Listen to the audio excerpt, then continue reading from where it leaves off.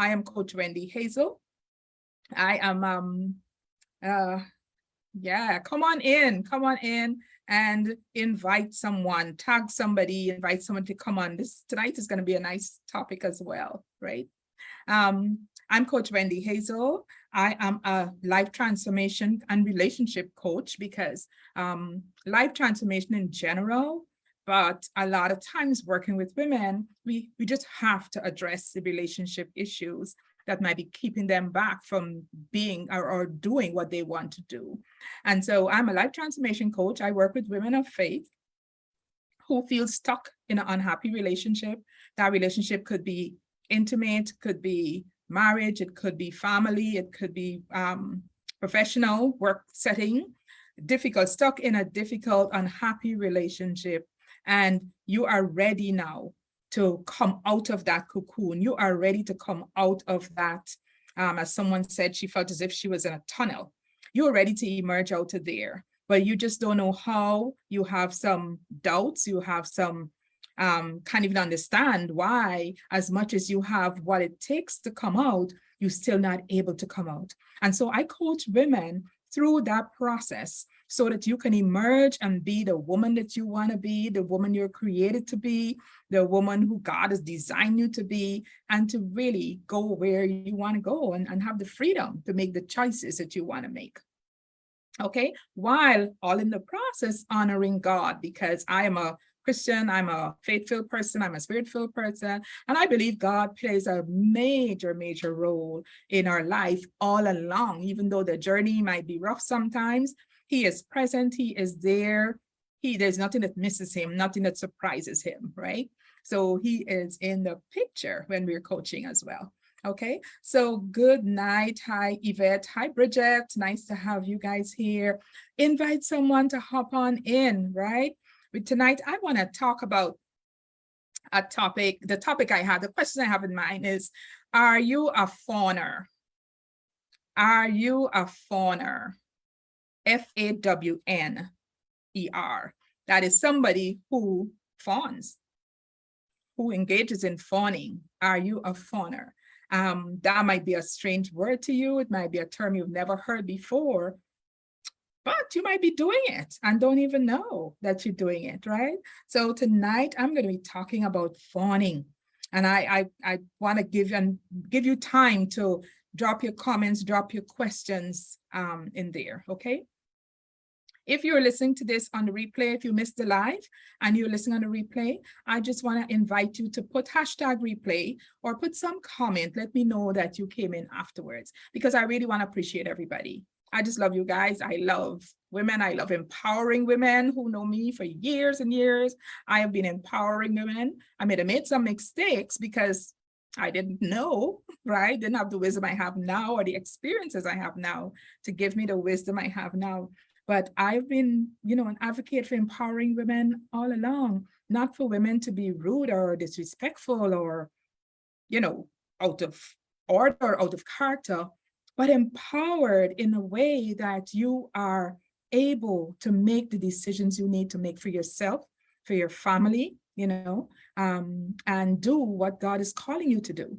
So many times God has gifted us, He has designed for us to do certain things, but fear of man, either somebody who is controlling us or the opinions of others, we hold back and we end up, not honoring that call on our lives.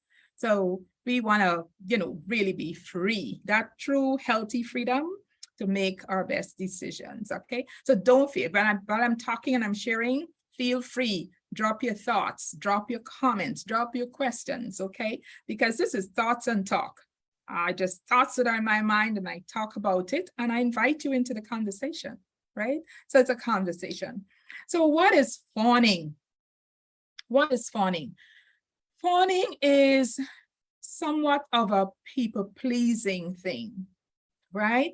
People-pleasing. You might have heard about people-pleasing, where persons do things to please others, or they don't do things just to please others, and you're going against who you really are. So sometimes you really need to say no, but you said yes.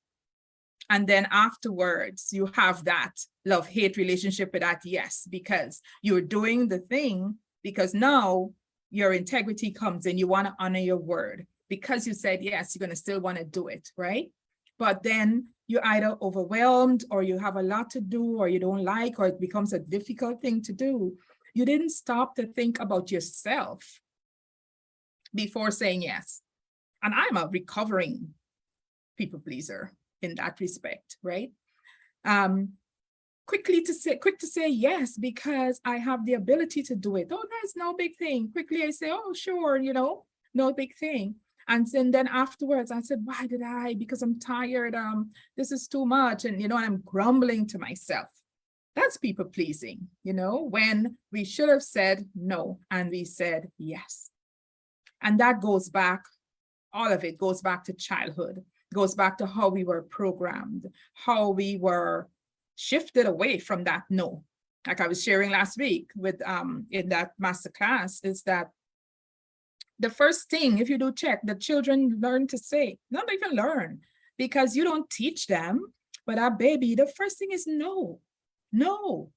They refuse before they could even say the word. They're already putting down their boundaries and saying, I don't like this. I don't want this. My diaper is wet. I don't like this. Come on, and they put down those boundaries. Those are boundaries, personal boundaries, saying, this is what I like and this is what I don't like. This is what works for me. This is what doesn't work for me. This is what's comfortable for me. This is what's not comfortable for me. And, as parents, we might have just tried to turn children away from maintaining those boundaries. This is not talking about when the child wants to go just run in the middle of the street, no, not for safety. You want to put aside safety. This is just personal desires, personal likes and dislikes, right? Personal comfort. And those no's can be put away. Like, how dare you tell me no? You're not allowed to tell the parent or the adult no. And when we look back and reflect, now that we have the wisdom we have now, we realize that is not right. We need to listen and allow once the child is going to be safe, right? And as once they're not going to grow up to be an obnoxious citizen, right? So we still have responsibility for the safety and for good ethics and things like that.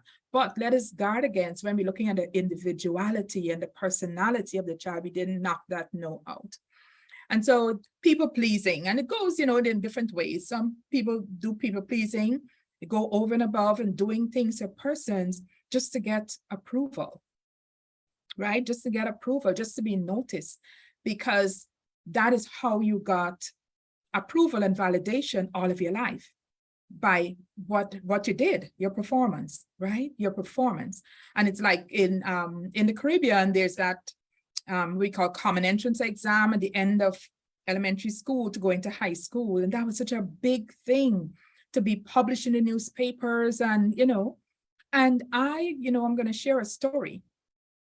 I remember when I wrote common entrance, my sister, I was the second born. I had an older sister. So you allow 2 chances at around age 11 and 12. So my sister would have had 2 chances, but I accelerated in school from jumpstart. I got away at age 2 and ran into kindergarten and refused to leave.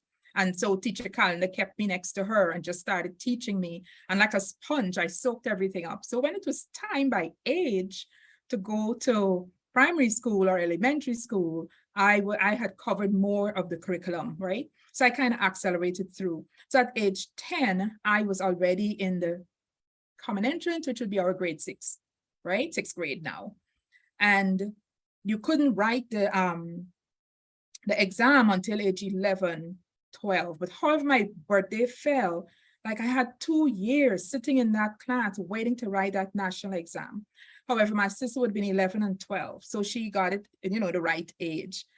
But she went at this, it would have been her second opportunity and my first. And my name was in the newspaper because it was a big thing. Parents would be at the newspaper factory for the hot off the press, because it's a big thing when your child has performed and performed in that way, right? And I remember a family member coming to the house the next day. People will show up, to celebrate or whatever. And my sister, her name was not in the newspaper. She got a high school, but it was not in the top, the top 100 in the country, I think, would go in the newspaper. But she got a good high school as well, secondary school. And I remember this family member coming in the midst of all of that and break down crying and saying, it's not fair because nobody saw me study, and I would play because I have a photographic memory in school. Once I hear it, I get it. I don't want to pick up the books anymore because I got it. You may have a child like that, right? It's not you alone, right? But that's how I was, because I look at the book and the whole picture is in my mind and I know the material. While my sister was one who needed to read and study and get it, but when she get it, she got it. So in the end, we were both good, right? But I remember this family member breaking down crying and saying it was not fair.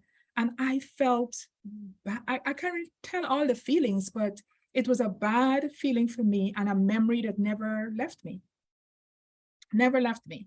So sometimes, in the culture you are, or the family or whatever, the performance, those who can perform, can show, is good at something, get more recognition, validation, and praise than the one who is not so outgoing and put on show. And so we have to be careful that when that happens, then that child grow into adulthood continuing to look to others so for their approval, for their validation, and things like that. Now, fawning, I was talking about people pleasing and fawning. Fawning now is in the same realm, but it is when you please so that you can be safe, so that you can feel safe and secure. So think back at childhood. If you were in a home or in any home situation where it's toxic or violent or abuse is going on, you have a parent who is abusive, they will flare up at things. Everybody is on eggshells trying to make sure that you keep the peace. And so even mothers are doing that to keep the peace. Who likes abuse? Who likes the quarrels and fights and that kind of thing, right? And then that you might tell the children will say, shh, shh, that coming, or as soon as the father is coming, everybody pull up, have to be pulled together.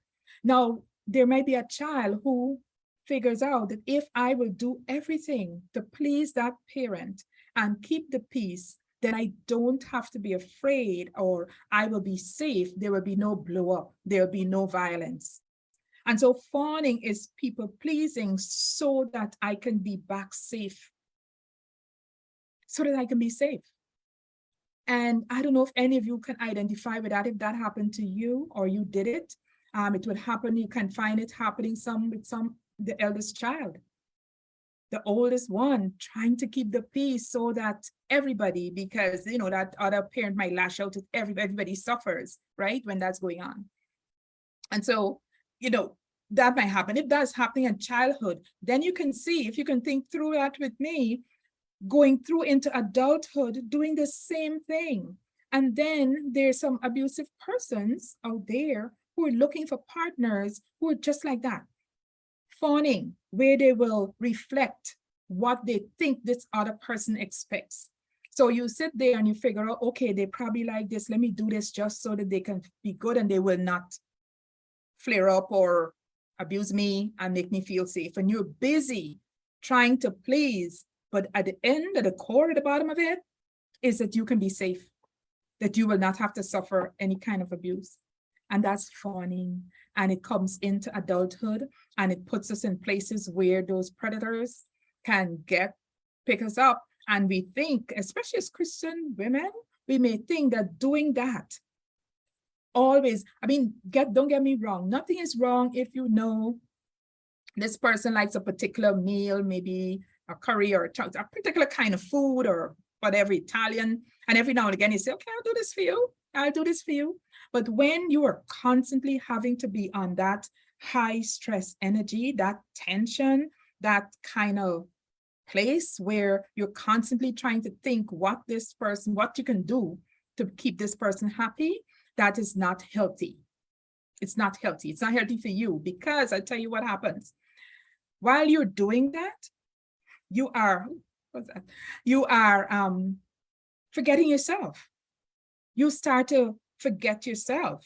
You're not looking at you, because remember, if you're doing something that this person is pleased with and this person wants, it means you have to do what you don't want if what you want is different. And there's a high possibility it's going to be different, you know? High possibility is going to be different because it's two individuals. Two individuals. You're not going to like the same things, right? And so if every time you find that you have to be, if you go out to eat or whatever, you find you kind of going with what the other person likes or wants, and you're not, because what I tell you what happens is that you're not even, after time, you're not even conscious that you're denying your personal likes, dislikes, and desires. And that is what makes it unhealthy, because you end up losing yourself, losing that sense of identity, that true identity that you were created with by God. We end up losing it, right? And so if you're a fawner, you want to work on, get help to how do you stop fawning? How can you stop fawning? Okay, I'm going to pause and just look in the